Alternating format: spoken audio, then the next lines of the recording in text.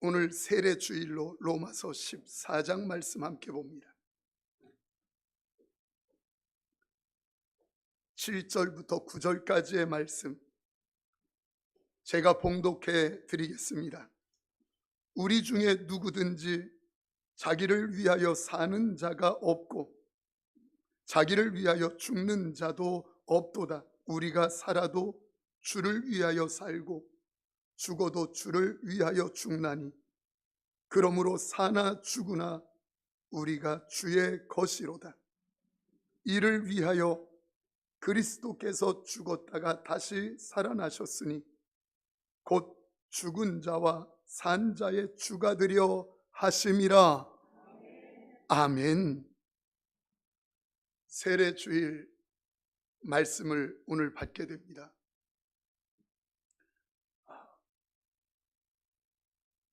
믿음 좋은 며느리를 보게 된 한 시골 할머니가 계십니다. 이 며느리가 결혼하자마자 계속해서 시어머니에게 어머니 교회 가시죠. 교회 함께 갑시다. 계속 부탁을 드리는 겁니다. 그때마다 이 시골 할머니는 너나 잘 믿어라. 너나 잘 믿어라. 계속 거절하는 겁니다. 어느 날 이 며느리가 중병에 걸렸습니다. 식음을 전폐하더니 일어나지 못하고 그리고 의식을 잃었는데 어떻게 언제 자기가 의식을 잃었는지조차 모르는 그런 일들이 생기는 겁니다. 그러니까 이 어머니가 며느리를 데리고 읍내병원으로 갔습니다. 진찰을 하는데 왜 그런지 모르겠다고 고개를 젓는 거예요. 그래서 할 수 없이 며느리를 데리고 집으로 왔습니다. 그런 난감한 중에 갑자기 며느리가 기도하던 생각이 나는 거예요. 하나님 아버지, 늘 그렇게 기도하던 며느리 생각에 자기도 마지막으로 며느리를 위해서 그 하나님 아버지에게 부탁을 드려보기로 했습니다. 옷깃을 여미고 잘 준비하고 이제 기도를 시작합니다. 사돈 영감, 한 번만 봐주시오. 왜냐하면 며느리가 아버지 부르니까 자기에게는 사돈지간이 되는 것 같아서 사돈 영감, 한 번만 봐주시오. 그런데 하나님께서는 중심을 보시기에 그 며느리를 깨끗하게 치료해 주셨습니다. 그게 너무너무 고마운 거예요, 시어머니가. 그래서 자기도 교회 가겠다 해서 따라 나서기 시작했습니다. 시간이 어느 정도 흘렀는데 세례를 받게 되어지는 그런 시기인 거예요. 우리 교회처럼.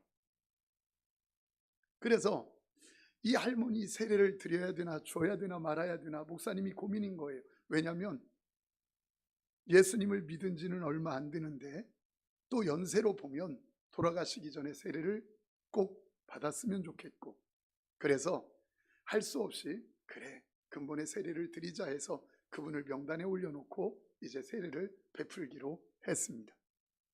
세례를 받기 전에 문답이 있지 않습니까?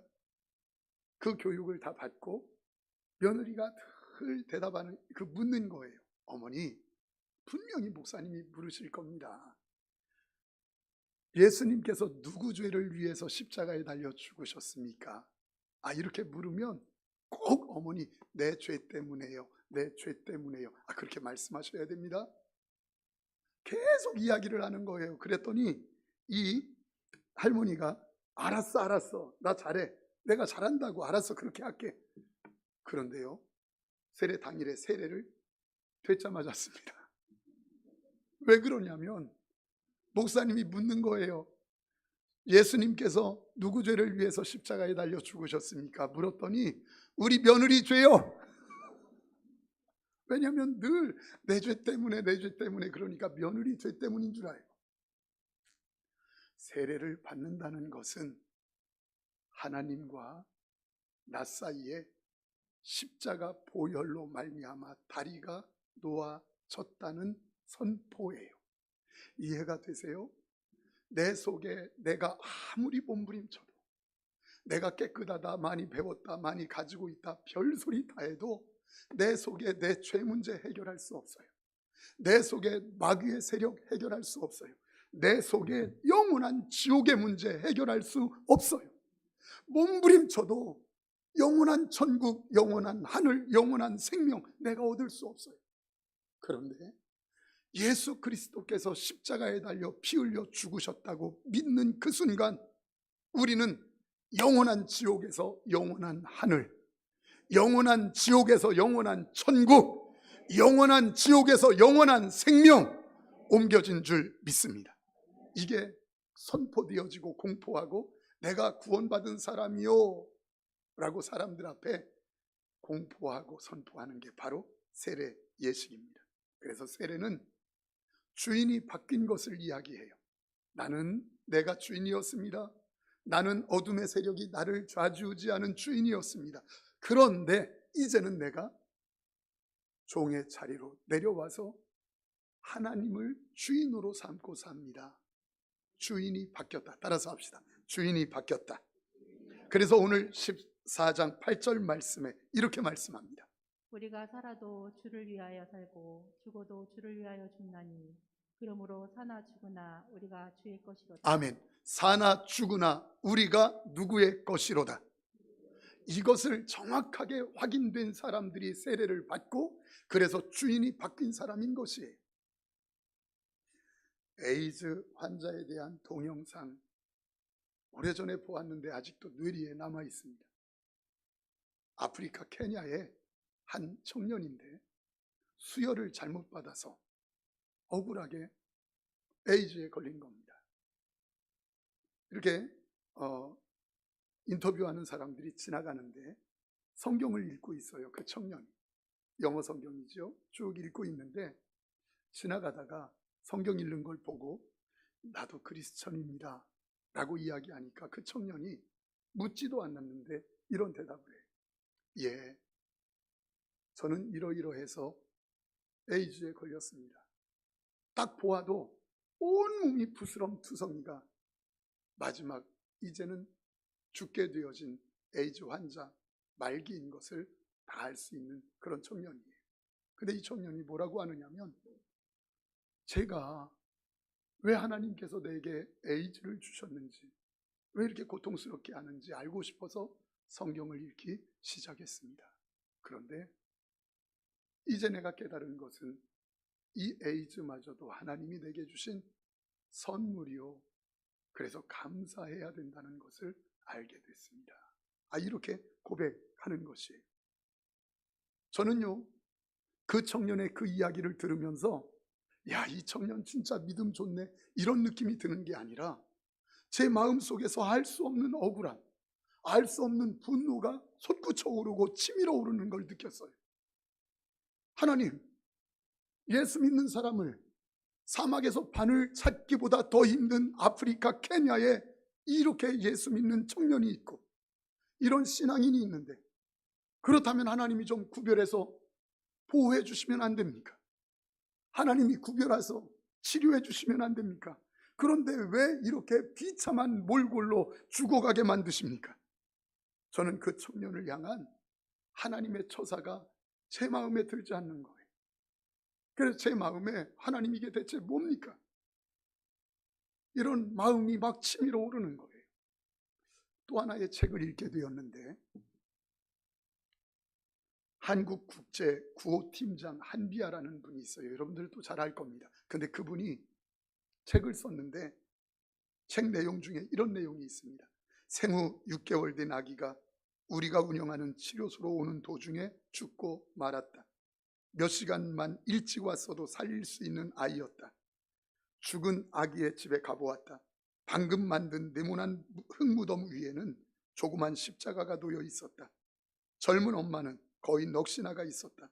2년 전에 둘째 아들이 병으로 죽고 몇 달 전에는 남편이 교통사고로 죽었는데 이번에는 6개월짜리 막내도 죽은 것이다. 막내가 아플 때 마을 사람들은 이 집에 저주가 내렸다며 무당을 불러 구타라고 했지만 이 엄마는 남편이 죽은 직후에 예수님을 믿고 크리스천이 되었기 때문에 하나님을 의지하겠다고 굿하지 않고 간절히 하나님께 매달려 기도하는 성도였다. 그러나 아이는 죽었고 엄마는 기절할 듯 울며 넋이 나가 있는 것이다. 슬픔으로 떨고 있는 엄마의 손을 잡으니 위로 대신 하나님께 원망이 저절로 터져 나왔다. 그 마음 여러분 우리 마음 아니겠습니까? 하나님, 이 아이 살려주시면 좀 안 됩니까? 몇 시간만 앞당겨서 우리를 만났으면 이 아이 살아나는데 이 6개월 된 아이가 뭐라고? 왜 마을에서 믿는 사람 하나도 없이 오직 하나밖에 없는 이 무당과 미신이 판치는 이 마을의 유일한 크리스천인데 하나님 구별하셔서 이 아이 고쳐주시고 이 아이 살려주시면 좀 안 되겠습니까? 왜 사람들로부터 당신과 하나님의 자녀인 이 성도가 마음껏 조롱받도록 그냥 놓아두십니까? 저는요 이 글을 읽으면서 이 마음이 드는 거예요. 하나님 왜 아픔 당하게 놓아두십니까? 여러분 이런 이야기를 들으면서 어떤 마음이 드십니까? 무능력한 하나님, 사랑도 없고 자기 이익을 위하여 아주 표독스러운 이기주의 하나님, 참 일할 줄 모르는 지혜 없고 어리석은 하나님, 꼭 그런 하나님으로 느껴지지 않습니까? 여러분 맞아요. 아주 중요한 것 있는데 우리가 하나님에 대해 올바른 정의를 내려놓지 않으면, 올바른 정의를 하나님에 대해서 신앙에 대해서 딱 갖고 있지 않으면 우리는 이렇게 흔들리다가 결국 하나님과 원수가 되어서 멸망당할 것입니다. 그래서 하나님이 어떤 분인지, 내가 믿는 신앙이 어떠한 것인지 정의를 정확하게 내리는 것, 갖고 있는 것, 이것은 너무너무 중요해요. 한 책에 보니까 이렇게 써 있어요. 질문을 하는데 저도 여러분들에게 질문해 볼게요. 성도님들, 하나님을 믿는 기독교는 무엇입니까? 하나님을 믿는 기독교는 무엇입니까? 어떤 생각을 합니까? 그분이 질문하고 답하길 이렇게 써 있어요. 자기 자신 이외의 모든 존재들을 전부 다 종삼아 살고 싶어 하던 죄인들이 종의 자리로 내려와 하나님을 주인으로 모시고 시키는 일을 하는 것, 이게 기독교요, 이게 성도래요. 이해가 되세요? 여하튼 여러분 이런 말 할 때 여하튼 고개를 좀 흔들든지 아니면 아멘을 하든지 해야 저 사람 IQ 좀 되는구나 이렇게 생각하지, 멍하니 목사만 쳐다보고 있으면 어쩌자는 거요? 다시 자기 자신 외에는 모든 존재를 다 종으로 삼고 싶어하는 이 죄덩어리 인간이 이제는 종의 자리로 내려와서 하나님을 주인으로 삼고 그분이 시키는 일을 하며 사는 것. 이게 기독교요, 이게 성도래요. 내가 종으로 그분이 시키는 대로 사는 것, 내가 어떻게 하든지 높은 자리에 올라가서 부려먹어야지, 내가 종 삼아야지, 나 외에 모든 존재를 다 종 삼아서 살고 싶어하는 이 죄덩어리 인간이 종의 자리로 내려와서 그분을 주인 삼고 그분이 시키는 대로 사는 것, 이걸 성도, 이걸 기독교라고 한다는 거예요. 오늘 본문에 주라고 하는 단어가 이 세 구절, 세 절 중에 많이 반복됩니다. 특별히 우리가 고백하는 사도신경 고백 기억합니까? 우리 주 예수 그리스도를 믿사오니. 여러분 예수 그리스도라는 이름을 우리 주가 수식하고 있어요. 우리 주인, 따라서 합시다. 우리 주인. 예, 우리 주인. 성경에는 예수님 말고도 주인이라고 쓰임받았던, 불려졌던 사람들 많이 있어요. 마태복음 27장에 보면 유대인들이 헤롯을 향해서도 주여라고 불러요. 제자들이 선생님을 주여라고 부르기도 해요. 또 헤롯을 부를 때 주라고 부르기도 합니다. 그러나 우리가 주 예수 그리스도를 믿사오니라고 할 때 주 예수 그리스도는 완전히 그 부름과 호칭과는 완전히 다른 부름이에요. 이게 주 예수 그리스도라는 거예요. 구약에 전능하신 하나님을 신약의 헬라어로 번역한 것이 퀘리오스, 주라고 하는 단어예요. 그러니까 그저 일개의 사람에게, 일개의 스승에게, 일개 헤롯 대왕이라고 하는 사람에게 주라고 부르는 것과는 달리 이 예수 그리스도를 나의 주인이라고 이야기하는 것은 이 축구공보다도 적은 머리 가지고는 상상할 수도 없는 온 천지 만물을 창조하시고 주관하시고 계신 하나님, 저와 여러분들의 생사화복을 주관하고 계신 하나님, 그리고 저와 여러분들은 철저히 그 주라고 고백할 때 우리는 종입니다, 나는 종입니다, 당신이 나의 주인입니다라고 고백하는 것, 이 고백이 들어있는 게 우리 주 예수 그리스도라고 하는 단어예요. 우리 주. 오늘 본문 말씀 14장 9절에서 이렇게 말씀합니다. 이를 위하여 그리스도께서 죽었다가 다시 살아나셨으니 곧 죽은 자와 산 자의 주가 되려 하심이라. 아멘. 곧 죽은 자와 산 자의 주가 되신다. 이 말은 온 세상 모든 것의 주가 되신다. 죽고 산 모든 것들의 주가 되신다. 이 말이에요. 그러므로 기억하세요.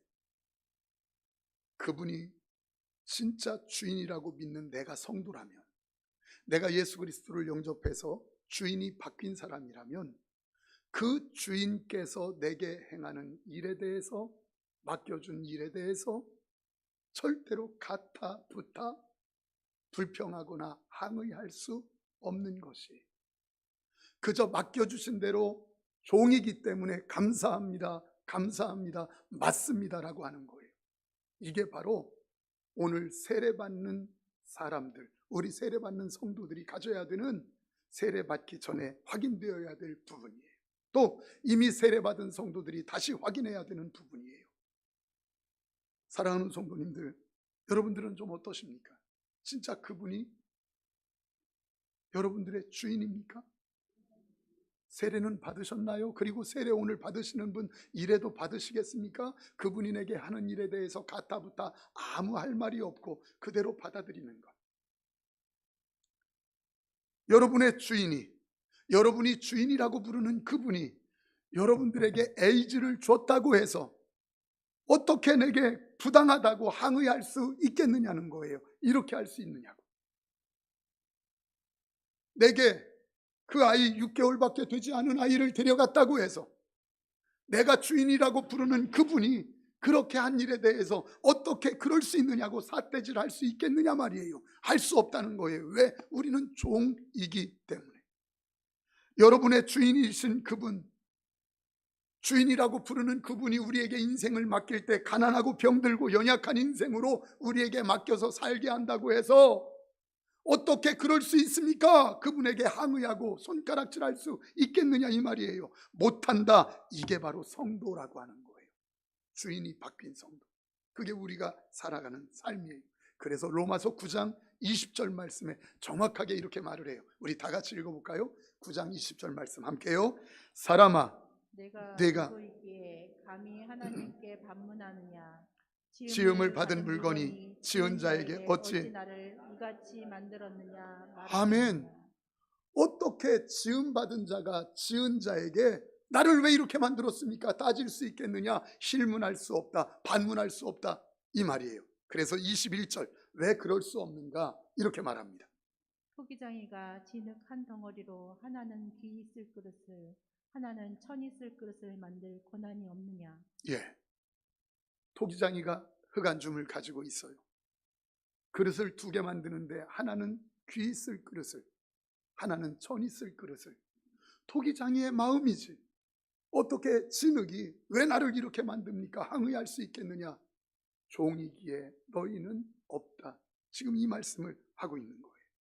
언젠가 김동길 교수님으로부터 이제 돌아가셨지요. 강연 가운데 들었던 이야기예요. 함경도 어떤 한 도시에 미친 여자가 있었답니다. 얼마나 미쳤는지 사람들이 가까이 할 수 없는. 그래서 속살 다 보이고 그리고 막 냄새나고 지저분하게 하고 다니고 말을 막 하고 다니고, 그러니까 사람들이 저 앞에 보이면 돌아서 간대요. 하도 냄새나고 지저분해서. 그런 미친 여자가 있는데 얼마나 부지런히 아침마다 이곳저곳 저 마을 다니면서 그 도시에서 이렇게 구걸을 하는지 참 부지런히 구걸을 한다고 합니다. 그 여자는 불쾌한 냄새가 나고 그리고 사람들에게 조롱받고 멸시를 당하고 그러면서 몇 년간을 그렇게 그 도시에서 생활하고 있는 거예요. 그런데 도시의 사람들이 깜짝 놀랐습니다. 왜냐하면 어느 날 보니까 그 미쳤다고 하는 여인이 소련 군복을 입었는데 장교의 군복을 입고 그 도시에 다시 나타난 겁니다. 알고 보니까 소련군이 일본과 내통하고 일제와 내통하고 그리고 내통하는 이들을 친일파 그리고 내통자들을 색출하려고 간첩으로 보낸 러시아 여자였던 거예요. 여러분, 이 여자는 그렇게 몇 년을 살았어요. 사실 여자 아니라 남자 누구도 나이 먹었어도 상관없이 예뻐 보이고 싶어 하는 게 다 누구의 마음입니다. 그런데 이 새파란 청춘의 여인이 나라의 이렇게 부름을 받고 일개의 국가가 부른 그 부름 앞에 자기 몇 년간을 그렇게 지저분하고 더럽게 순종했던 것이에요. 마찬가지예요. 하나님께서는 우리나라에, 이 나라, 저와 여러분들에게 이곳에 하나님께서 파견하신 하나님의 종들이 바로 저와 여러분들이에요. 마치 그 소련이라는 나라가 간첩을 이렇게 파견할 때 어떤 일을 해야 될지 임무를 각자에게 맡기는 같이 하나님께서 하나님의 종인 저와 여러분들에게 이곳에 파견할 때 각자에게 색깔도 그리고 모양도 다르게 임무를 맡기셨습니다. 어떤 사람에게는 부유한 삶을 사는 그런 인생으로 역할을 맡겼고 어떤 사람은 가난한 인생으로 사는 역할도 맡겼습니다. 어떤 사람은 못생긴 역할, 또 어떤 사람은 잘생기고 예쁜 역할, 어떤 사람은 단명하는 역할, 어떤 사람은 장수하는 역할도 맡겼습니다. 그것에 대해서 따질 수 없다는 것이에요. 하나님께서 주신 그 부분에 대해서 따질 수 없다. 왜 그렇습니까? 그분은 우리의 주인이 되시고 나는 그분의 종이기 때문에, 주인이 바뀐 자이기 때문에 아무 할 말이 없다는 것이에요. 여러분, 이것이 우리의 삶이에요. 그러면 하나님이 나의 주인이 되시고 내가 그분의 종이면 나는 그럼 불행한 삶을 살게 되는가? 아니요, 전혀 그렇지 않아요. 각자에게 맡겨진 임무가 다 다르다 할지라도, 그러나 이 땅에서도 주님의 보호 가운데 살고 영원한 천국, 영원한 생명이 저와 여러분들에게 준비되어 있는 줄 믿습니다. 오래전에 TV에 어렸을 때 보았는데 다큐멘터리였어요. 백두산 호랑이를 생포하는 그런 장면이 다큐멘터리로 나와요. 여러분, 그 작은 사냥개들이 엄청나게 큰 호랑이를 쫓아갑니다. 호랑이가 송곳니를 내밀면서 크게 포효를 하는데 거기에 굴하지 않고 계속 달려들어요. 계속 싸워요. 앞발을 내밀어서 내려치면 맞고서 그 사냥개들이 저쪽으로 나가 떨어지는데 그런데도 또다시 덤벼들어요. 여러분, 사냥개가 집채만한 호랑이에게 어떻게 그렇게 달려들까요? 어떻게 그렇게 담대할까요? 믿는 구석이 있기 때문이에요. 어떤 믿음이죠? 지금 바로 내 뒤에 명포수인 내 주인이 총을 들고 내 뒤를 따라오고 있다. 분명히 따라오고 있다. 그리고 그 총 방아쇠만 당기면 총이 불을 뿜고 그리고 집채만한 호랑이라 할지라도 분명히 쓰러질 것이다. 이걸 믿는 거예요. 여러분, 우리의 삶이 그래요. 때로는 우리에게 맡겨진 삶이 고되고 힘들다 할지라도 분명한 것, 이 땅에서 명포수 되신 주인 같은 사냥꾼에게, 아니 저와 여러분들에게 전능하사 천지를 만드신 하나님이 저와 여러분과 함께 하시는 줄 믿습니다. 그러니 보호받고 있는 거예요. 그걸로 끝납니까? 그게 끝이 아니에요. 여러분, 이 말씀을 여기까지 준비해 놓고, 맞아, 하나님이 나를 종으로 부르셨어. 성도로 부르셨어. 그래서 하나님이 주인 되시고 그분이 시키는 일을 나는 감당하는 종이야. 가타부타 항의할 수 없어. 라고 이렇게 생각을 하면서 보호하시는 것이 느껴졌는데, 그러면서 몇 년 전에 있었던 일화 하나가 기억나는 거예요. 이 뒤에 금정산에 올라가면, 금정산 산을 이렇게 올라가면 너무 좋습니다. 여름에 금정산을 이렇게 타는데 그 밑으로 내려갔어요. 더워요. 얼마나 더운지 시장하기도 해서 막국수집이 있길래 막국수집에 들어갔어요. 점심도 먹어야지 하며 들어가 있는데요, 그 뜨거운 밖에와 달리 안에가 너무너무 시원한 거예요. 에어컨을 틀고. 그래서 너무 좋아요. 앉아가지고 이제 말씀을 묵상하는 겁니다. 여호와는 나의 목자시니 내가 부족함이 없으리로다. 심령이 가난한 자는. 쭉 묵상하는데 사람들이 들어오는 소리가 이렇게 들려요.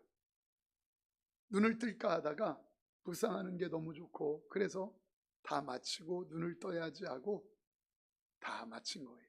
눈을 떴어요. 기절하는 줄 알았어요.